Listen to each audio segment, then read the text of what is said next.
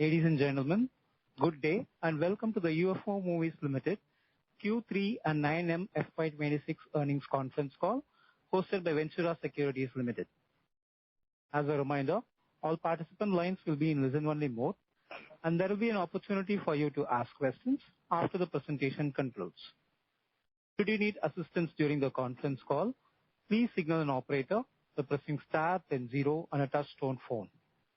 Please note that this conference is being recorded. Before we begin, I would like to point out that this conference call may contain forward-looking statements about the company, which are based on belief, opinions, and expectations of the company as on date of this call. These statements do not guarantee the future performance of the company and it may involve risks and uncertainties that are difficult to predict. I would now like to hand over the call to Mr. Tushar from Ventura Securities.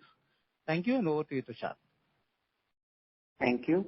Good day, ladies and gentlemen. On behalf of Ventura Securities Limited, I welcome you all to UFO Moviez India Limited Q3 and 9 months FY26 earnings conference call. The company is represented by Mr. Rajesh Mishra, Executive Director and Group CEO, Mr. Ashish Malushte, Chief Financial Officer, and Mr. Siddharth Bharadwaj, CEO, Digital Cinema Network Business of the company. I would now like to hand over the call to Mr. Mishra for his opening remarks, post which we can start Q&A session. Thank you and over to you, sir. Thank you, Tushar.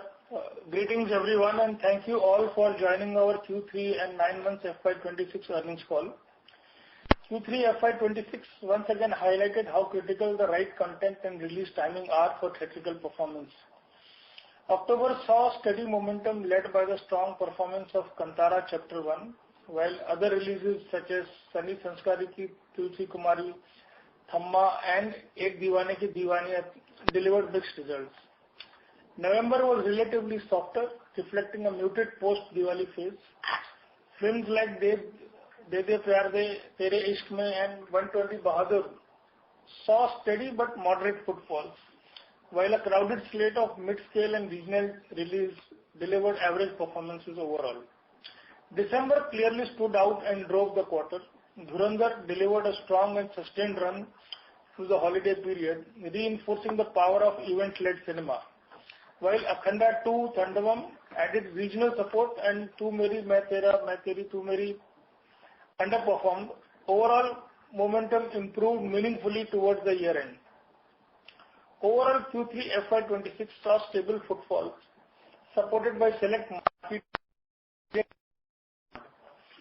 with a stronger content pipeline ahead, improving advertiser sentiment due to the success of Dhurandhar, and continued focus on efficiencies. We are well positioned to drive consistent performance and growth in the coming quarters. We have strengthened our in-cinema advertising leadership by exclusively adding Mirage's cinema network, expanding our reach to over 3,900 screens, including 2,500 plus multiplex screens without incremental capex. This meaningfully enhances our Tier 1 and Tier 2 market presence and premium inventory.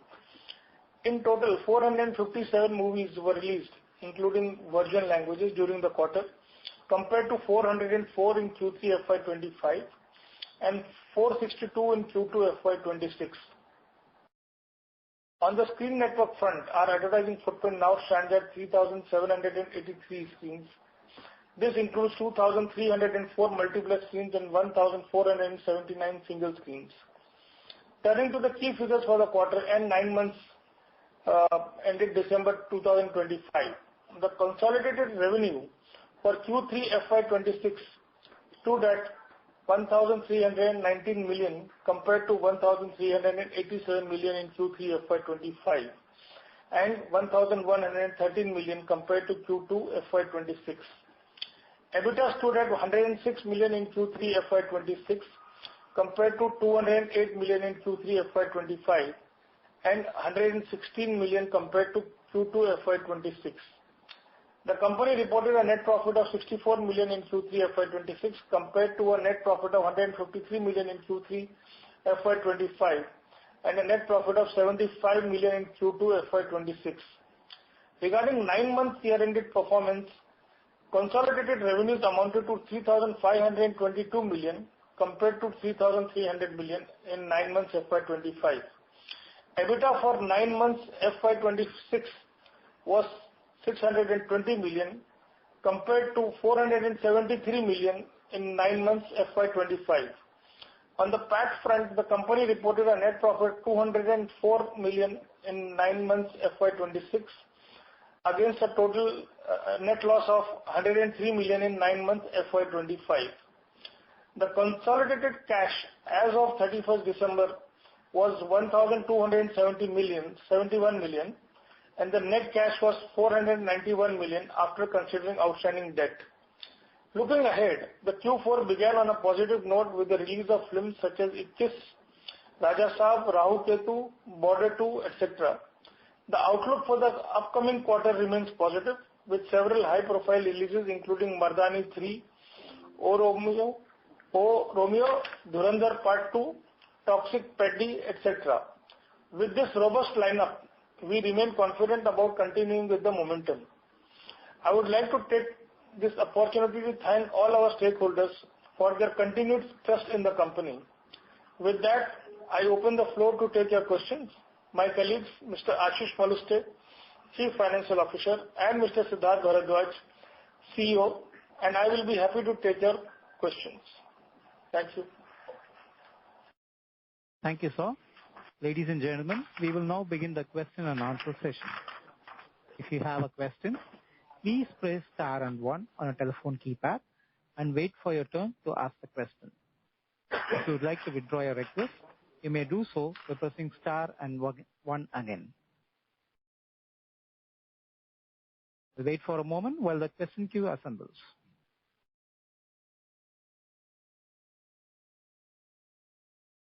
We request the participants to restrict to 2 questions in the initial round and join back the queue for more questions. We have the first question from the line of Shilpa Sabu from Ananta Capital. Please go ahead. Thank you for taking my question. My question is to the CEO. So the company has good cash, approximately 100 crore on books, and with low working capital requirement and capex requirement, we have an asset-light model, right? So if the company does buyback from open market, the ROE, EPS for the investors can be improved because huge wealth has been destroyed in the past. Along with that, we have sufficient capex cash flows available. So what is your take on the same? Yeah. Hello, Shilpa. This is Ashish Maluste, CFO of the company. So if you permit, I'll take this question. So you're absolutely on bang on when you have analyzed the financial situation of the company. Except just one small correction. The model is not fully asset light. Partly we can go asset light, but most of our things is where we invest into the capex that goes into the theatre. But having said that, the fact is that we are sitting on 100 crore plus gross cash and about 50 odd crores of net cash. And this has been the situation for last 10 years, except one quarter during COVID. And yes, philosophically, in fact, when we went public, at that time also we had said that whenever the company will not find a meaningful utilization opportunities of the accumulated cash, the same will be used to reward the shareholders. And in other words, what we meant was we will not get into any unrelated or a related expensive or risky kind of propositions like, say, production of movie, something like that. And we stood by what we had promised, and between 2016 to 2019, substantial amount of dividend was distributed, upward of 200 crores to the shareholders. And yes, at that point in time, certainly there was even at that time there was an option of doing buyback. However, for whatever reasons attributable to it, we thought it appropriate to reward the shareholders in the form of a cash, because probably we were freshly listed. Having said that, yes, there is an opportunity to do buyback, and buyback at the current valuation at which the company is would be a better proposition than distributing dividend. So yes, you are right. The question is whether we are at that stage.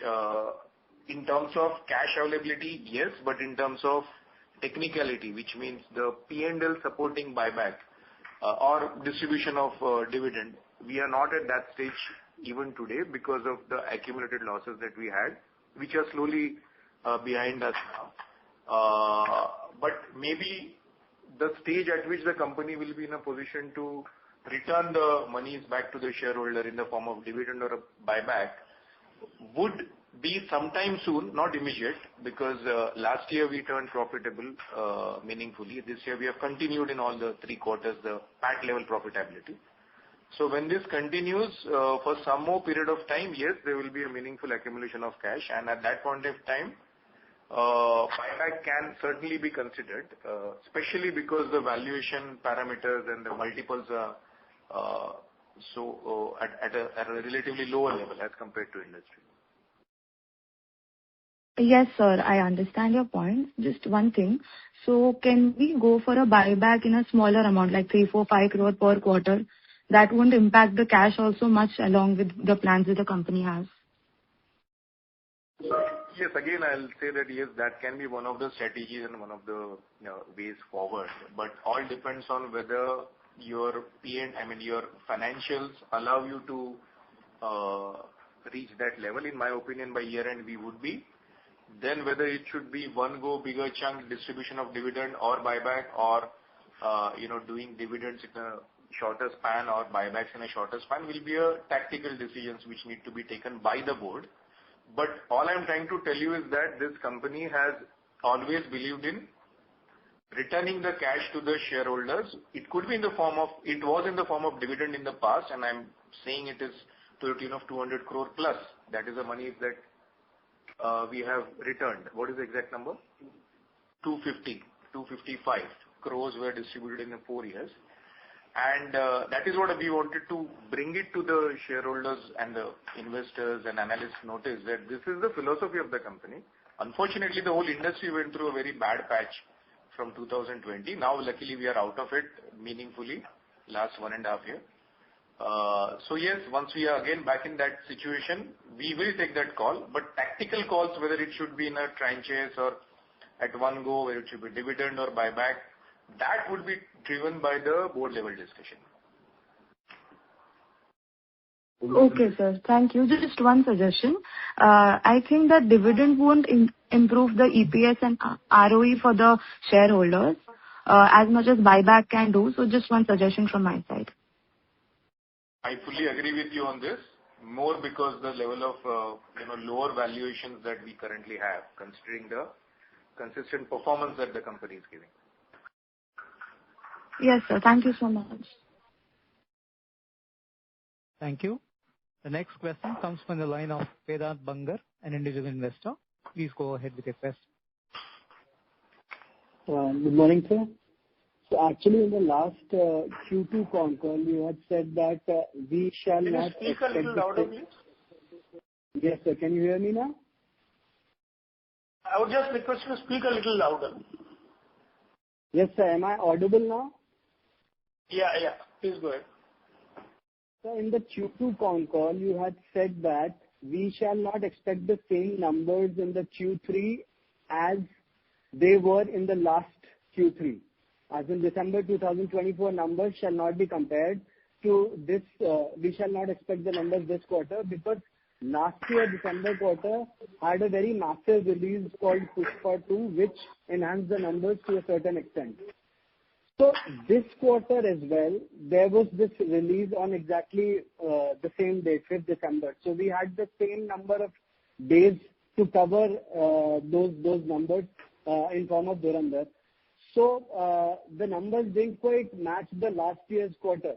So can I know the reason why? Because the quantum of the higher grosser was almost the same this year as well.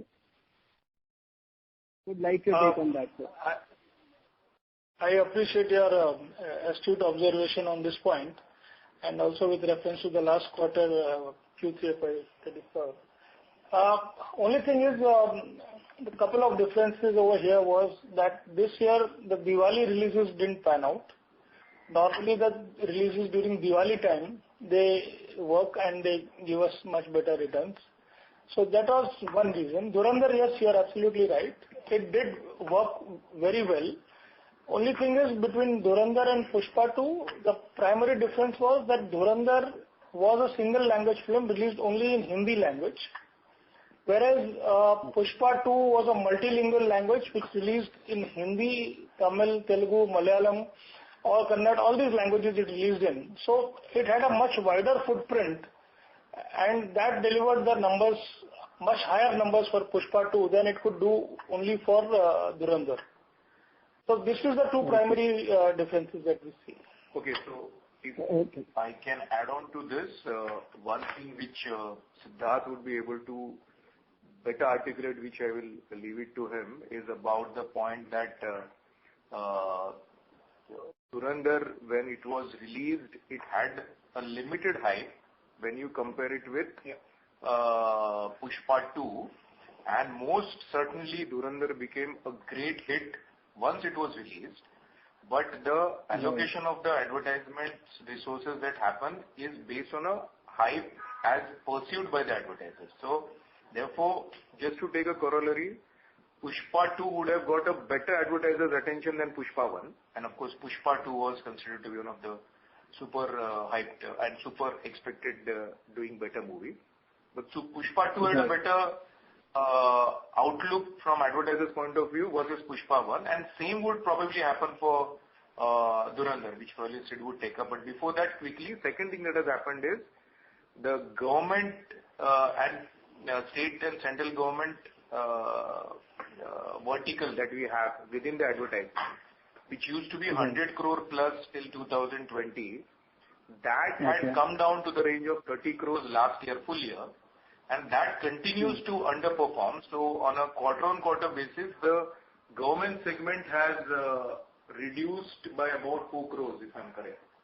So that has been a major reason why during the quarter, the performance on the advertisement front looks challenging. And then this explanation about Dhurandhar, which probably Sid will be able to explain in more detail. This is Siddharth.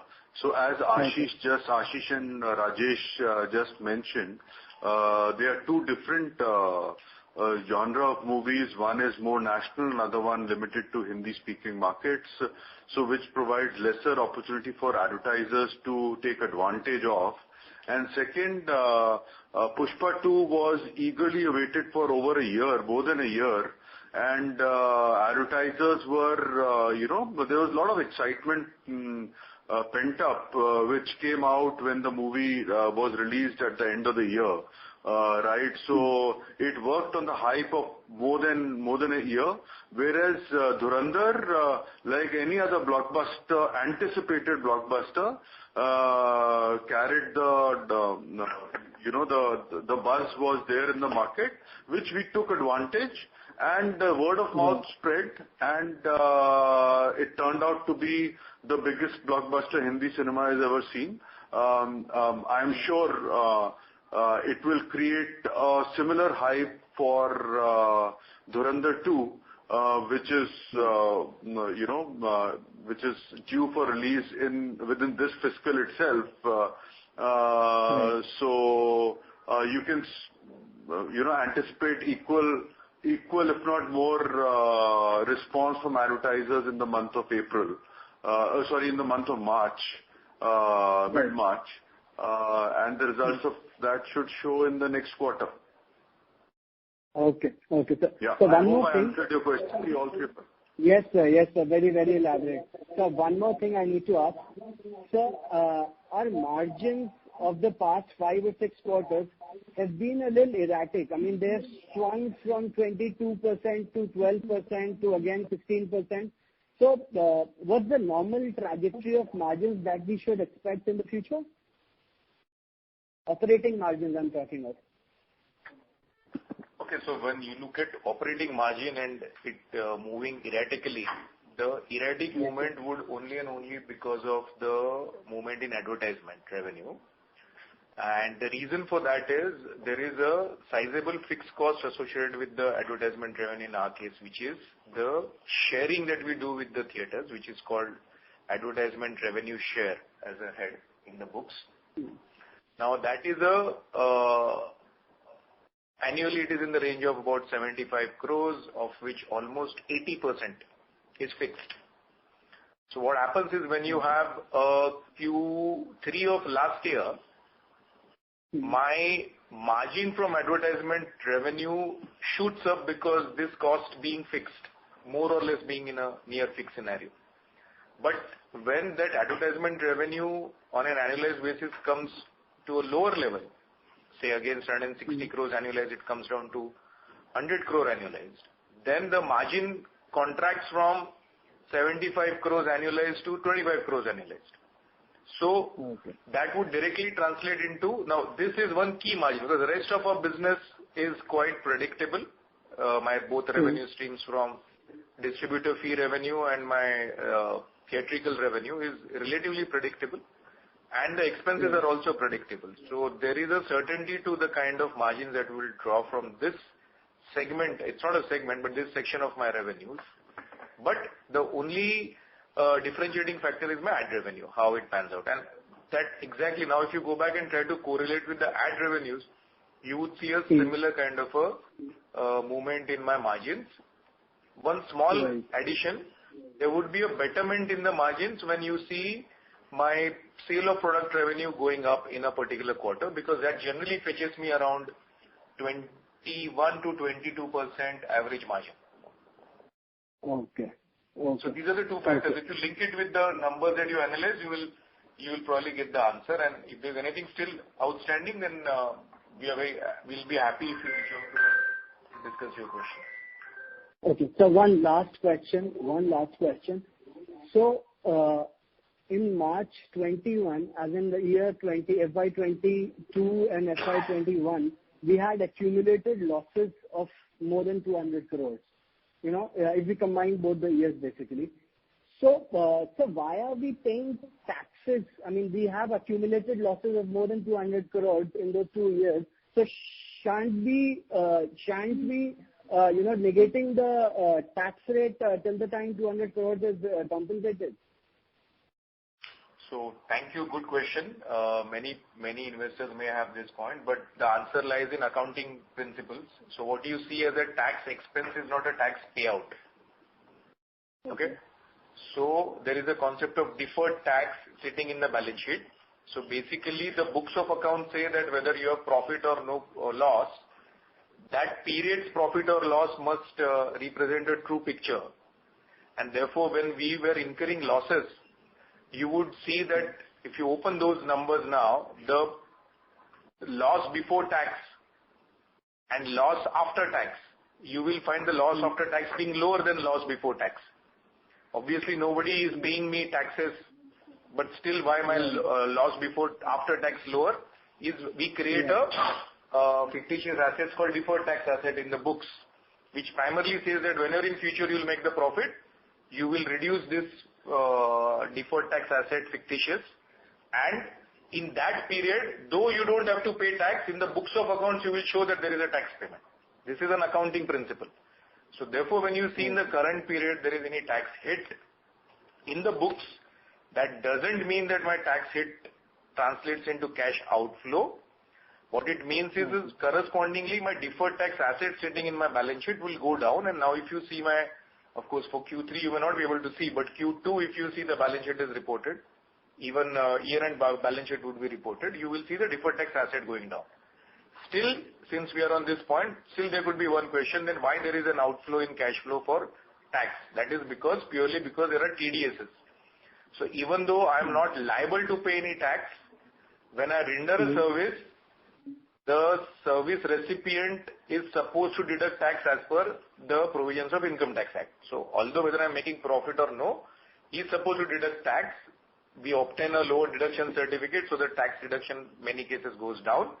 But that amount gets treated as TDS paid by us.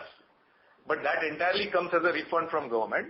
So long story short, till the time I am recovering my losses of those 2 years, I am not required to make any payment of taxes in cash flow. But in books of accounts, in that period, my PBT or loss before tax was reduced artificially.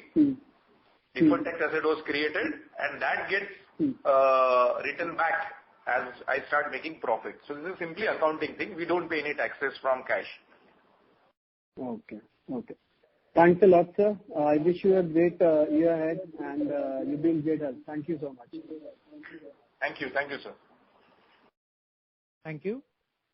We have the next question from the line of Mr. Sagar, an individual investor. Please go ahead with your question. Hello. Hi, sir. Am I audible? Hello. Yeah, we can hear you. Hello. Yes, we can hear you. So, sir, first of all, really happy how we have grown in this. It's like the company is turning around. Sorry, sir, your voice is cracking a little bit. I think your voice is cracking, so you're audible, but we lose you in between. Okay. Can you continue? Yeah. Yes. Yeah. So, am I audible now? Hello. As of now, you are. Yeah. Sir, if you want to know that how the advertising revenue comes from Hindi segment or South segment, so can you share that what percentage of the advertising revenue comes from Hindi and South movies on an annual basis? I'm really sorry, we are not able to hear you in a clearer signal patch, because few words here and there we can hear, but not the entire sentence. Mr. Sagar, there is a echo from your line as well. Okay, wait. Hello, am I audible now? Yes, now you are. Hello. Sir, my question was, so I wanted to know on an annual basis, so your advertisement revenue, how much comes from Hindi movies and how much comes from, other regional language?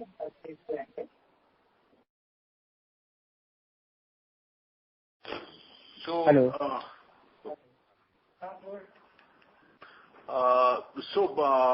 This is Siddharth. We try to monetize not films per se, but screens. So there may be a screen where multiple movies run, some of different languages. So when the proposition is offered to an advertiser, it is to advertise on a screen for a specific week, and by default, the leading movie in that on that screen would yield the maximum amount of eyeballs for an advertiser. It depends from year to year what is the pipeline of content, right? So depending upon what genre, what language is performing, this ratio changes.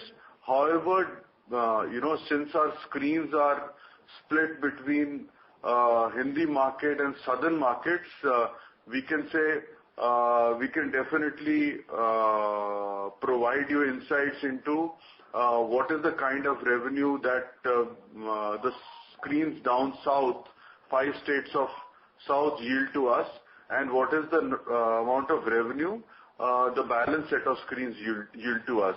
But it will be difficult and unfair to share that whatever comes on revenue is burnt or billed to an advertiser for Hindi markets is only for Hindi content.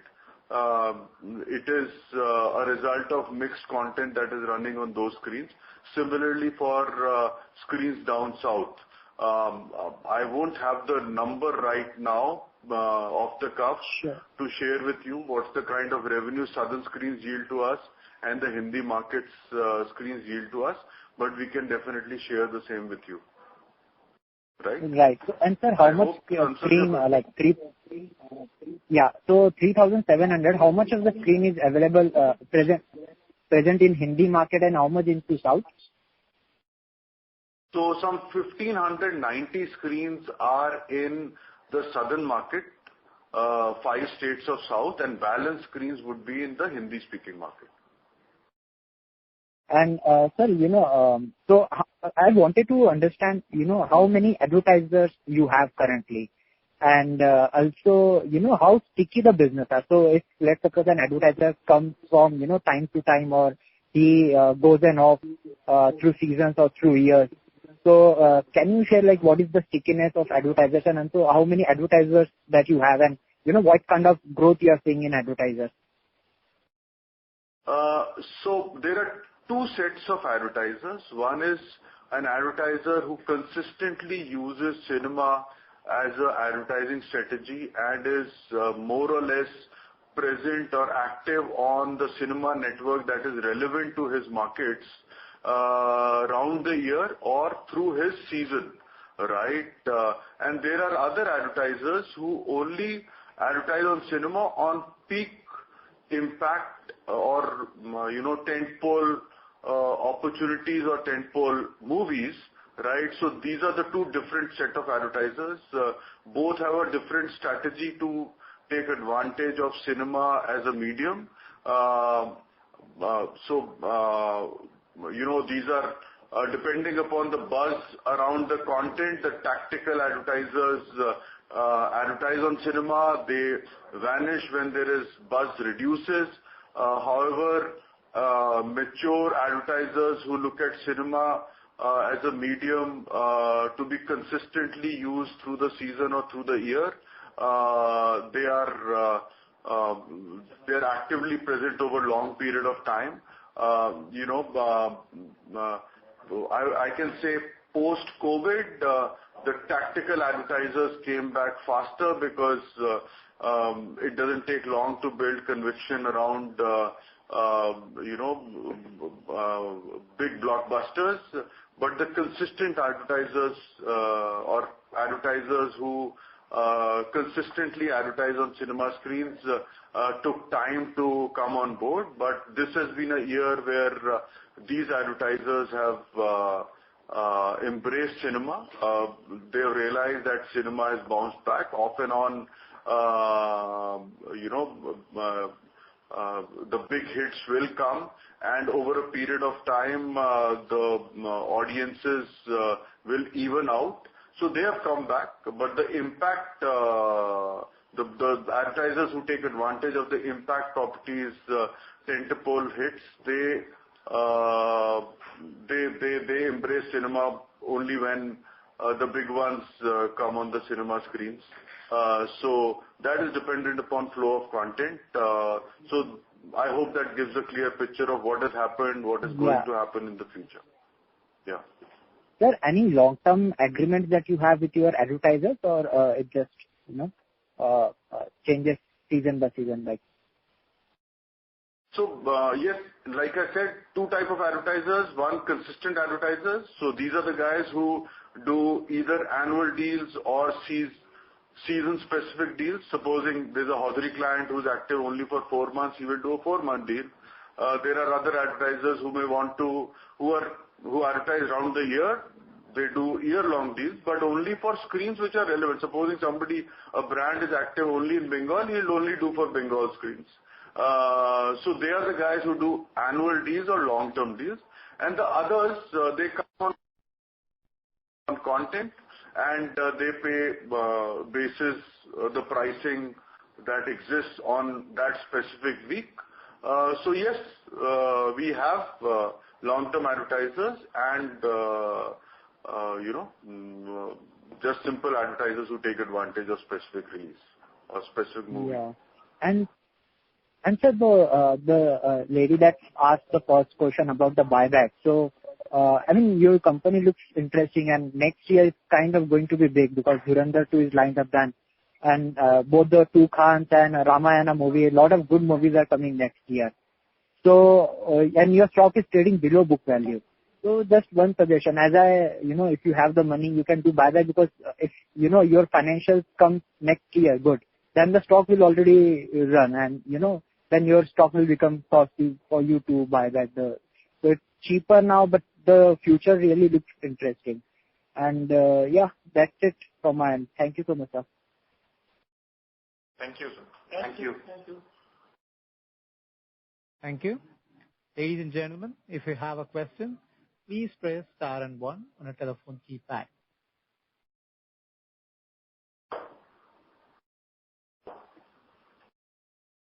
Next question comes from the line of Ashish Buj, an individual investor.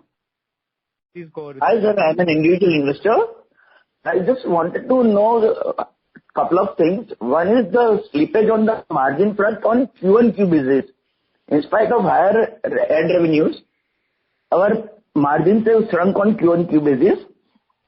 Secondly, I just want to have a color on the non-advertising revenue as to what are the factors impacting those.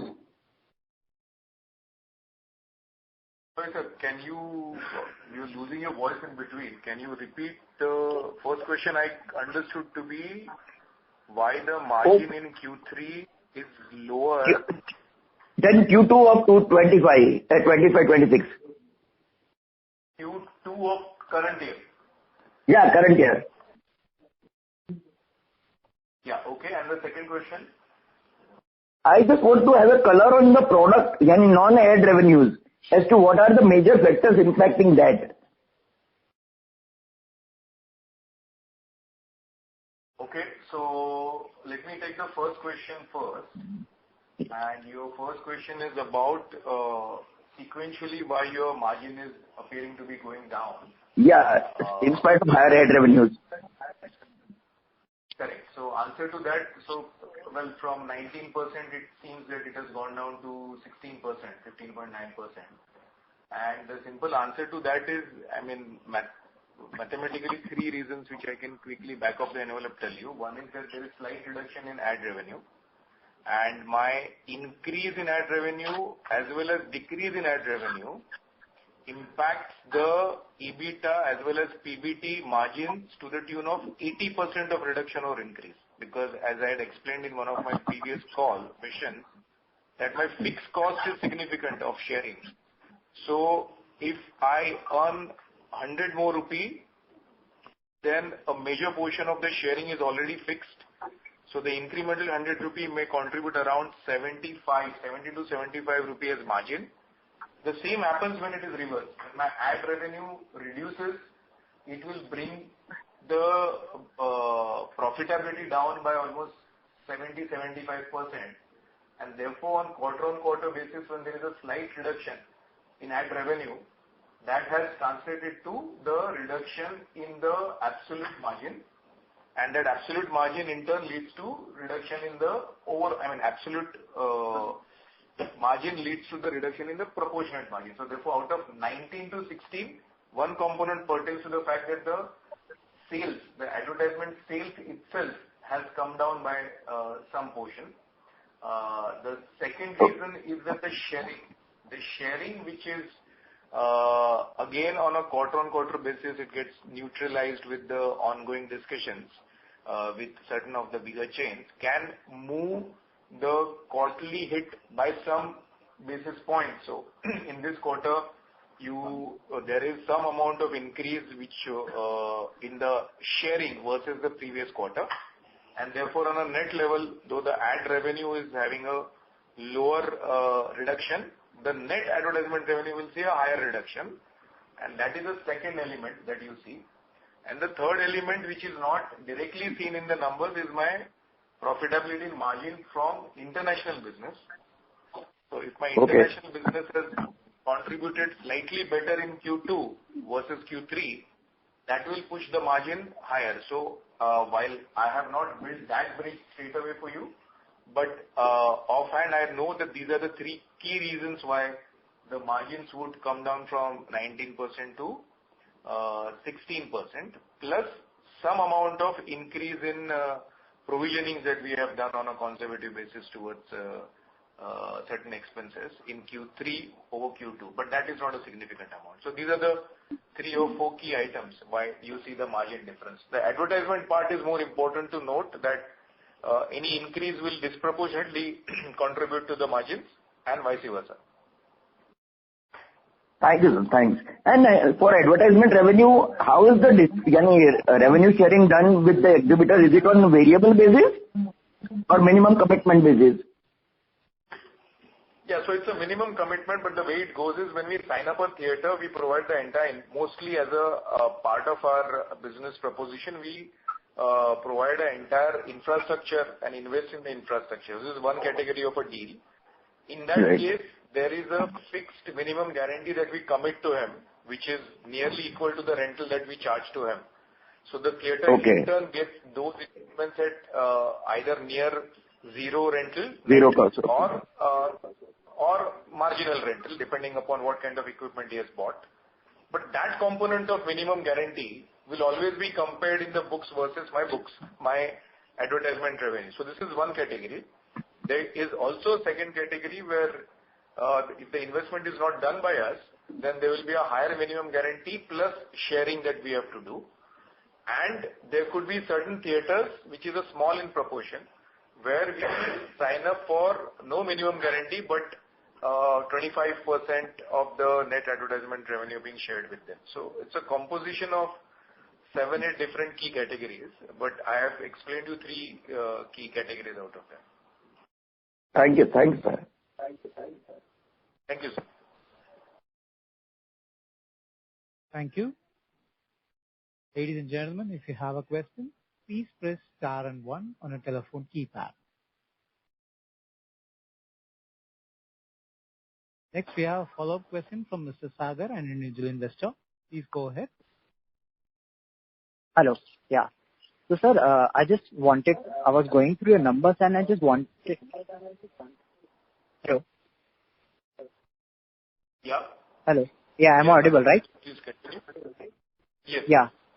So I just wanted to understand, I was going with your numbers and I just wanted to understand the long-term growth of UFO Moviez. So as I said, the corporates, like, can you tell me before COVID and after COVID, how many corporate clients that you have? Is there a growth in that? And, how do you see yourself into 5 years down the line? Are you focusing on the local shops advertising on, on the screens, or you're targeting the multinationals on and long-term agreements with corporates? So just wanted to understand like a 5-year horizon. Yeah, so I think very interesting observation by you, and cinema being very hyper-local, relevant to hyper-local advertising, that it's very relevant, hence more than apt place to advertise for local advertisers. So that's an area of growth, not only for us, but for all cinema chains. So the challenge has been to get to these advertisers and create a channel to actually source these advertisers from these local stores which are in the catchment area of a specific screen. So we set up a few years back. We had set up a DSA network across the country to source slide advertising, which is basically because the local advertisers didn't have audio visuals to advertise on a cinema screen. So we had set up a DSA network and a digital platform to schedule advertising on the cinema screen. So where a DSA could source a slide from a mom and pop store around a cinema screen and through an app schedule a campaign on a UFO screen. But it was limited to slide only because the retailers didn't have AVs. However, the market has matured from then to now, where local advertisers also have been using audio video tools to where they use it on digital media. So now the local advertisers also have audio video to actually run on a medium like cinema. So we are getting back to the same old channel, using our very old frames platform to garner advertising from local catchment retailers. So that is a piece that we are slowly building around key cinema properties across the country. So these are initial days. I think if we take a 5-year look, I think it should mature into a very substantial revenue, which will provide us decent amount of growth and a very stable growth, because it's a relevant area to advertise for a local retailer, and this will be far more consistent than a corporate advertising on a cinema screen. We understand this fitment between our screens and local retailers. We were trying to bridge the gap that existed between how to source these advertisements and trying to overcome the challenge of retailers having a AV to run on a cinema screen. Thankfully, digital has helped us, where retailers now have a AV medium, and our endeavor to actually set up a channel to deliver it on a cinema screen. The work is in progress. In a 5-year period, I think your company should be in a position to contribute substantial on this front. I can't give numbers, guidance on it, but a large part of our growth should come from local advertising. Okay, great. I And hope sir, this answers the question. yeah, I understand. I mean, the opportunity looks good, because I look around and there are billboards and all, and people have gone truly digital. So I really think that it's a big opportunity. So second question was, so there are almost 9,000-10,000 screens in cinema screens, if I'm not wrong, and I think 3,000-4,000 is then PVR.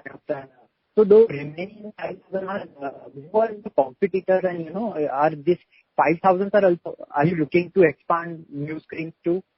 And there is one more competition that has recently listed on the market, that Complex. So are you also they are also one of your screens? Yeah. So we constantly strive to add to our advertising screen network. As you have seen, we just added the Mirage screen network that is currently 230 screens, and it's poised to expand to another 75 screens. And as also would like to point out that we have been consistently improving the product mix by increasing the number of multiplex screens, which gather more attention from the advertisers.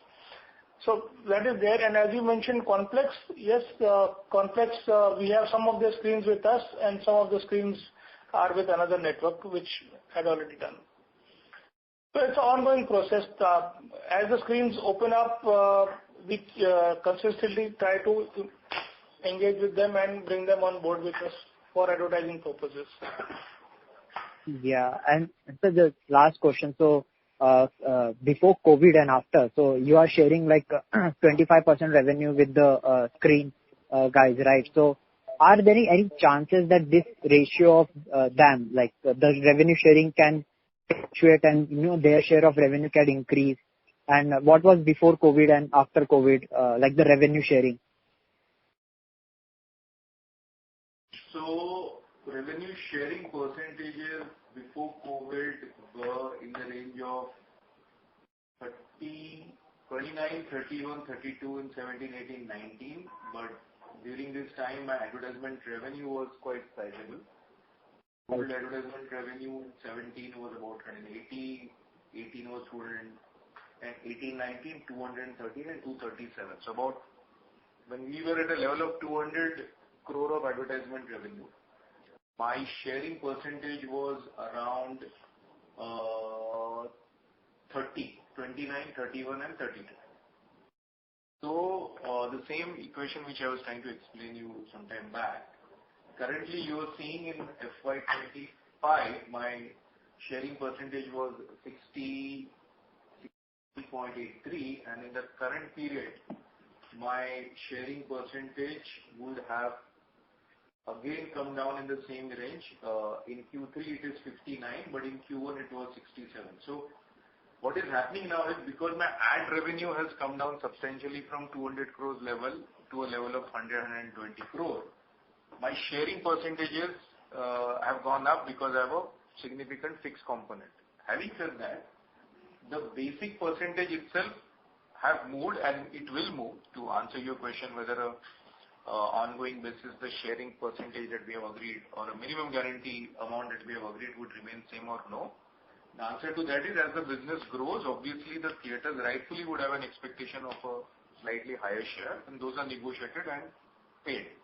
So yes, when somebody is looking at the percentages may look going up, but at the same time, the absolute net margin that is generated has also gone up in that scenario. So two parts to the answer. One, the percentage appears to be doubling post-COVID, and that is because the revenues have halved. At the same time, a portion of this increase is also attributable to the fact that the key chains who are doing slightly better over a period of time in terms of ad revenue contribution rightfully ask for a slightly higher share when the negotiations are there at the time of renewal. So this is how it is. Ongoing basis also it would move, but that movement would be more in line with the growth in the absolute advertisement revenue that the company sees. And sir, so regarding your capital expenditure, so just may I know where your capex goes? I think your capex goes into renewal, into newer equipment and all. So what will be the capex this year and maybe even the next year you expect? So we had given a guidance in the very beginning that during the year our capex would be in the range of 40-45 crore, and we last quarter also we had indicated that we are on the budgeted track, and this capex is something which is in our hands, so to some extent, and therefore if we see a far too better performance, then we can become aggressive if we have to replace certain of our equipment. As you must have noticed that we have 3,000 plus theatres, and a major chunk of that is where we have our own investment in projectors, servers and the ancillary equipment, and those need to be upgraded or replaced in a cycle. But that cycle is something which is in our control depending upon how the profitability is. But having said that, a minimum level 40-45 crores of capex is necessary to maintain the network that we have. Thank you. That was the last question for the day. Now I hand over the floor to Mr. Rajesh Mishra for closing comments.